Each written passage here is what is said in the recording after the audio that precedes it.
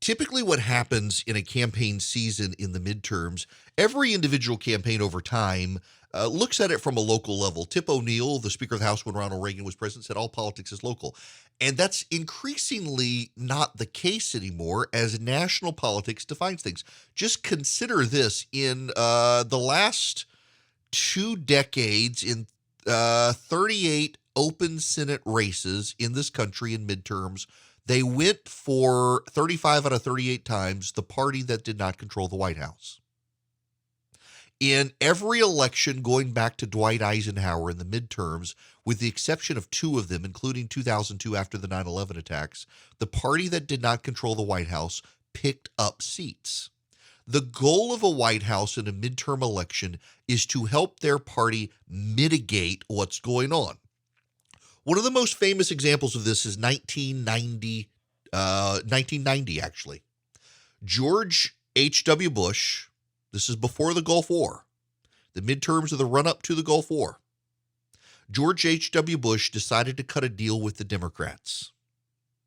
And in that deal, he broke his no new taxes pledge. Very famously in 1988, at the Houston Republican National Convention, George H.W. Bush said the line, "Read my lips, no new taxes."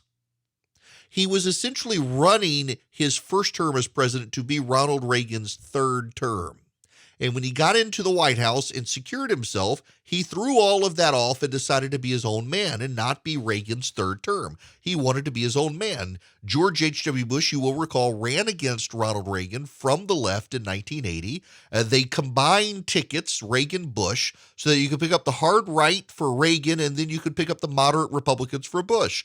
The Republican Party threw everything they could at Ronald Reagan in 1980. Bob Dole ran, Howard Baker ran, George H.W. Bush ran, a whole bunch of other people ran, all of them to the left of Ronald Reagan, trying to stop him, all of them claiming the mantle of mainstream republicanism against what George H.W. Bush famously called voodoo economics, Ronald Reagan's economic policy. Reagan wins. He brings in Bush to unite the whole party to take on Jimmy Carter. They win. You fast forward to 1988. George H.W. Bush runs as Ronald Reagan's third term. He embraces voodoo economics as supply-side economics, as read my lips, no new taxes. He gets into the White House and then breaks his very famous pledge. And his base is furious with him. And the midterms are coming in 1990. And the economy is looking a little wobbly because of the tax cuts. At the time, Ed Gillespie, you know Ed Gillespie, he's was a Republican for a very long time, Republican strategist. He's worked for Mike Huckabee, he worked for Donald Trump, he's worked for a lot of third-party candidates as well. He worked for Rick Santorum for a while. Ed Gillespie at the time was a young guy in charge of the National Republican Congressional Committee. And Gillespie sent out a memo to the Republicans that because the White House was refusing to do any damage control over the tax cuts, refusing to walk it back, the Republicans needed to vote against the tax hikes, and then they needed to campaign with as much distance between them and George H.W. Bush as possible to save themselves. The Bush White House, by the way, was furious because the memo got leaked, and it made George H.W. Bush look bad. But you know what happened? Every Republican who ran opposed to George H.W. Bush and his tax increase won their reelection. All of the ones who defended him lost. It worked. History lesson, a political history lesson for you. Now, what then happened? And this is the problem. The Gulf War started. And George H.W. Bush, people forget this, became the most popular president in American history after George Washington. I know that sounds a little absurd. There weren't public opinion polls back in the beginning back in the beginning of the Republic, but you can look at a lot of the newspapers and stuff at the time and fairly well gauge public opinion that there's fairly well unanimous support for George Washington being the first president. George H.W. Bush hit 91% approval after the Gulf War. 91% approval. No president of the United States has ever hit an approval level since public polling began. So it is fair to say that after George Washington, for a short time, George H.W. Bush was the most popular president in American history, even more so than FDR. There were public opinion polls, and FDR got into the 60s and 70s. He never got to 91%. It was a restoration of American spirit after the Vietnam era. The American military had successfully executed a mission in a war and threw a dictator out of Kuwait. People loved George H.W. Bush.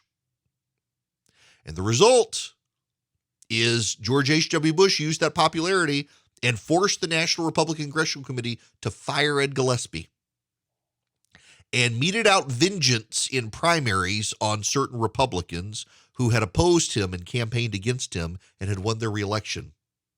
Didn't do him much good because roll around to 92 and the Bush team falls apart to Bill Clinton's attack that it's the economy, stupid.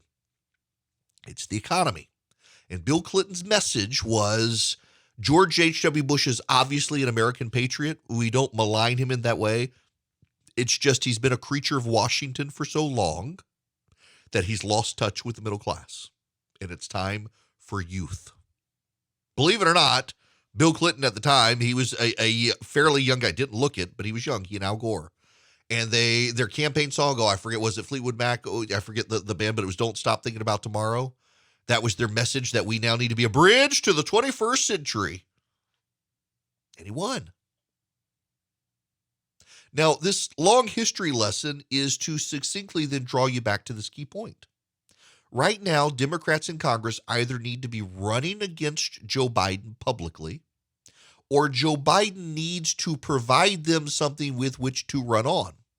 Neither is happening. We're at January 20th. Forget it being the first anniversary of Biden's administration. It is January 20th of midterms, and the primaries start next month. We're in an election season, whether you want to be here or not. We're less than a year from the November election. And the polling for the Democrats is terrible. In the Morning Consult Politico poll released today, Joe Biden's approval rating of Hispanic voters, 37%. 55% of Hispanic voters disapprove. 62% of white voters disapprove. The Hispanic-white coalition will eliminate Democrats. Eliminate them. The Biden administration needs to turn this around. For Ron Klain to come out to Morning Joe today and not be willing to acknowledge maybe they've listened to the squad too much. Maybe they've leaned too far left. For him to try to double down on Build Back Better, something that Joe Biden could not get past, is damning. It is a damning indictment on the Biden administration's inability to run. Here is the ultimate problem. I can diagnose this as a student of politics, as someone who's been a political strategist, as someone who's been a political campaign manager, someone who's done polling, someone who's done mail, as someone who's done the ads. I can tell you exactly what the problem is for Joe Biden. He's running it like he's in the Senate. Joe Biden, he goes back to Delaware, and he's real popular in Delaware, and he's real popular with all the people in his office. And he doesn't have to worry about running for re-election right now.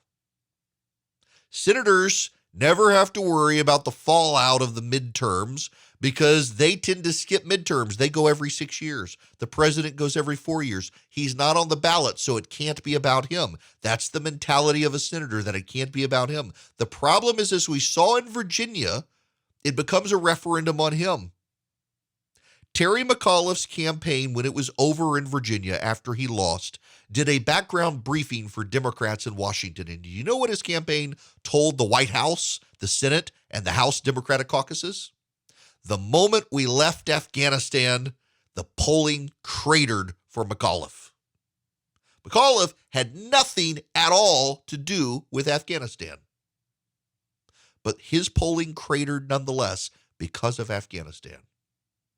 And do you know, on the national stage yesterday at his press conference, Joe Biden said he had no regrets about how he left Afghanistan. That's an ad campaign for the Republicans waiting to happen. Just play the clip of Joe Biden saying he has no regrets about how we left Afghanistan, and then show the pictures of the 13 dead soldiers. Say, tell them, Mr. President, you have no regrets. Show the faces of the Americans left behind in Afghanistan, some of whom are still there. Say, tell those people you have no regrets, Mr. President.